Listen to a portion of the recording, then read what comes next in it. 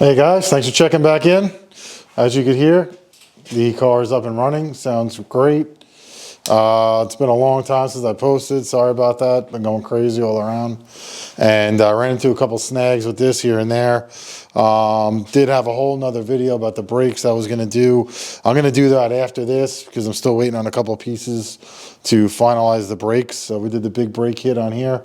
I'll show you all that in the next video, but I wanted to jump to the first startup video because I spent a bunch of time wiring it up and thing sounds amazing. I'll go over that with you now.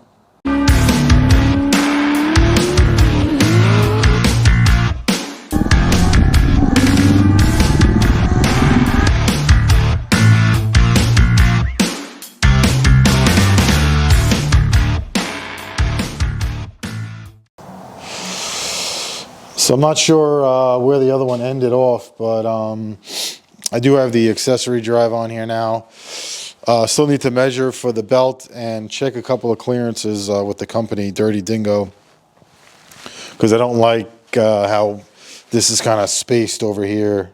The alternator seems to be a little bit further in than this. And then that one is back in, so I don't know if it's this the problem or that, and the tensioner. So I just want to check in with them. But all in all, everything is connected. Plugs, wires, headers are on. I think last time we did check. I did show you all the fuel. Got the coils mounted up, and I also mounted the. This is the wiper motor for the 89 Maxima. You could reference LS Matt's YouTube video. I'll have it in there. Still got to wire it up. Got the wires up here I got to go through. Fuel pressure regulators here. I think you guys saw that already. And I ended up putting the battery in the back. Also did the Motion Raceworks steam vent kit, which I don't think you guys saw that. Love that little setup. Had it on my car when it was NA, and I have it now with the blower setup as well. Really nice stuff. Goes back to the radiator, had a bung for it already, and Motion actually gives you the adapter to go into the radiator, which is pretty cool. So that's all done, and I got the wiring going. I got the battery undone right now just because I'm stressed out about leaving it overnight. But it does have power. I got the Holley in here, drilled the big 2-inch hole down there. This is the transmission control, which we don't have the transmission in yet.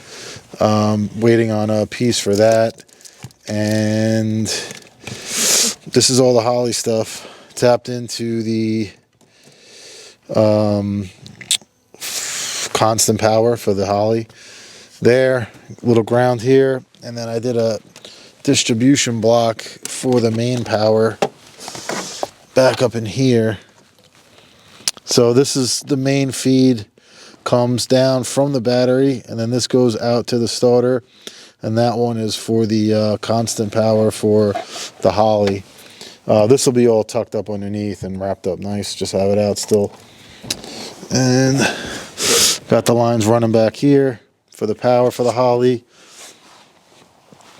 Mounted the battery here, and I'm just going to tell you a bit of an issue that I had just literally today. I was fighting it a lot. So I grounded the battery up underneath the chassis on the back here, which I'll show you that.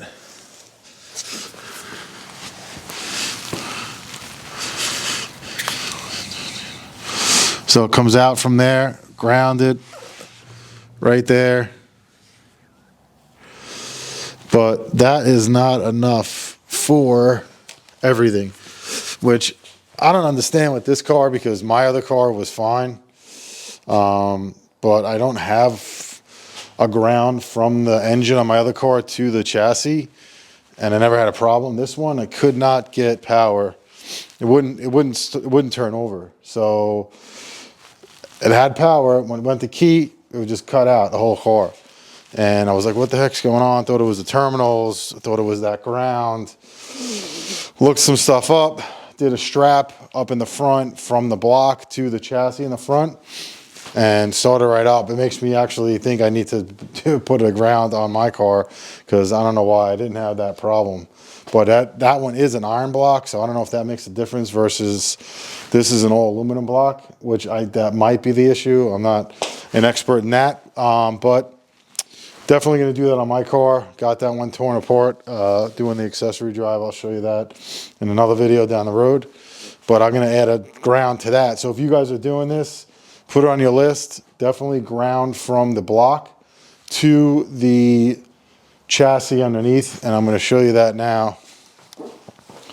This way you guys can see it. It's going to be hard to see actually, but well, it's not on the lift. I did it while it was on the lift, but that bolt there goes into the block, and then under here it's mounted. Let me see if I can get under there.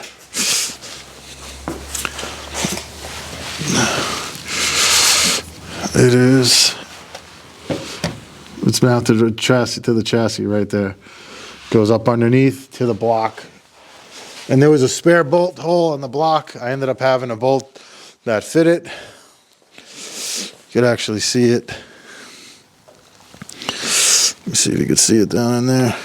It's really tough to see, but it is down.